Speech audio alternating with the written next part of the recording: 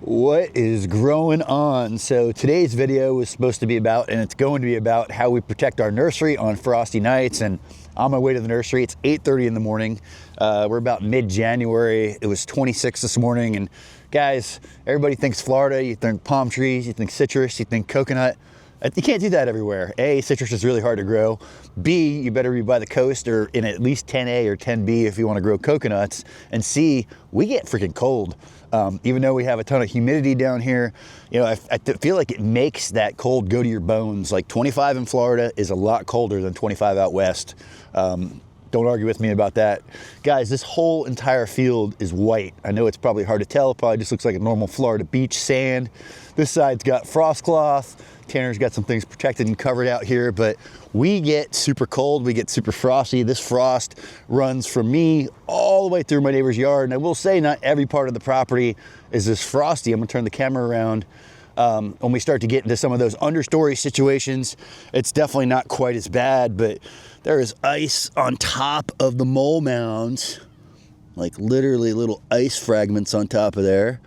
Pretty brutal. The grass is all white and icy. My new eucalyptus trees are quite pissed off. Vetiver grass, quite pissed off. The guys were just out here last week. They tilled this with the BCS. They're really hoping to get this growing here soon. I will tell you that this front field compared to the back field is a lot colder. They don't have to protect as much over there on the other side of the property by that syntropic system out here in the front. We definitely get way colder, way more exposed to that north cold winds, but I'm gonna shut up. Let me head over to the nursery. Let's see what things look like there. Stay tuned. Can you say happy Halloween? Looking like a bunch of ghosts out here. Guys, this is how we do it. There's many different ways to cover on a frosty night. You can see all the ice on top of a lot of this stuff still just melting off of here.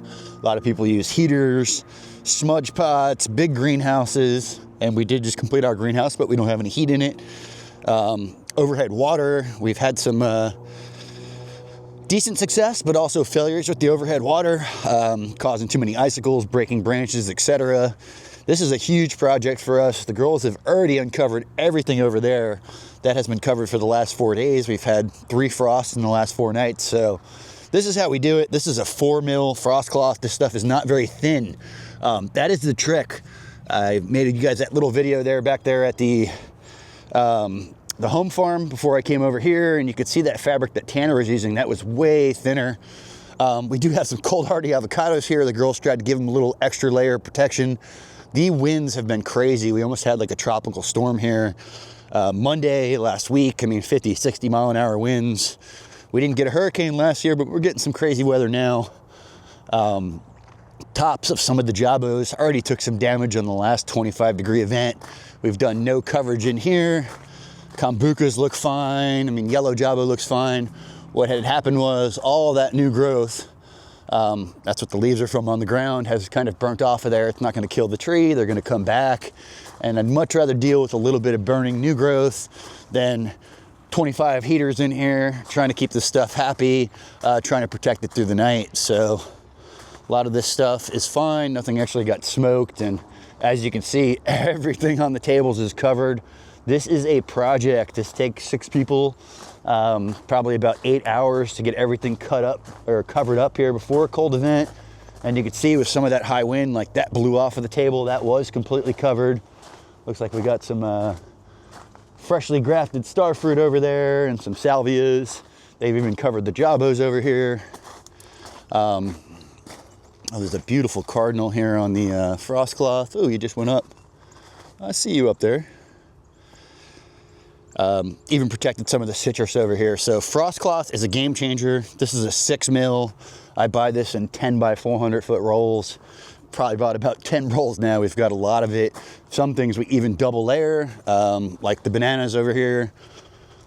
All of the stuff in the dappled light kind of gets a little bit of protection from the overhead trees, so we don't need to do as much frost cloth like on these scarlets or anything like this underneath here. This is like being in kind of a greenhouse in a type of way, depending on how much wind we have or how cold it gets.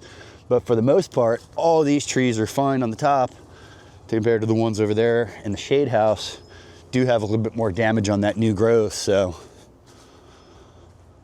Ooh, so we've got some rare bananas back here that eventually will make it out there. Everything gets laid down, so that's the one thing I will say. Taller plants, we lay them down and cover them. We can keep the plants like this for 4 or 5 days is about the max before they need water again.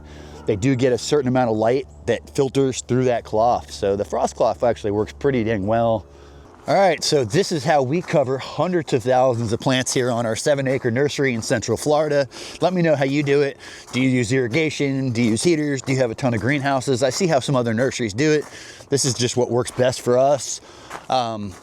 Yeah, so frost cloth for days. Looks like Halloween over here. I hope you guys enjoyed this video. Do know we get frost, we get cold. Even though you hear Florida, like I mentioned in the beginning of the video, that does not always mean coconuts, beaches, and citrus. You know, although an hour south of here at St. Pete Beach, you can grow coconuts. I can grow peaches and plums and persimmons, and maybe push the edge on some starfruit and white sapote and japoticabas, but we're definitely not growing mangoes reliably. We're definitely not growing coconuts, etc. So hope you guys enjoyed this video. You can see how much of a job this is. Thank you to my staff. Thank you to my team. There's no way we could protect this place by myself. It is a job in itself, but it is 2026. Get your butt out there, plant a food forest, get that grass out.